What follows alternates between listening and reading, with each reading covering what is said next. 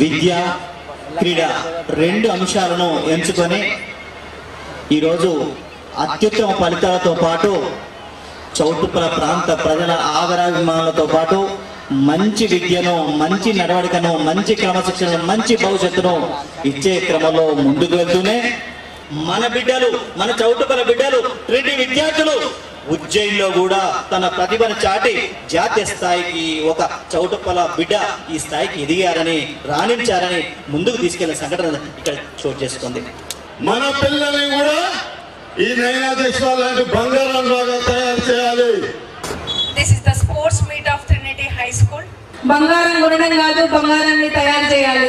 మేము ప్రతిరోజు నిత్యము అదే బంగారం, ఆ బంగారాన్ని ఎలా పెద్ద చేయాలి, ఆ బంగారం తయారు చేసి మీ పేరెంట్స్ కి ఒక మంచి గిఫ్ట్ ఇవ్వాలి, అదే ఆలోచన తప్ప వేరే ఆలోచన లేదు.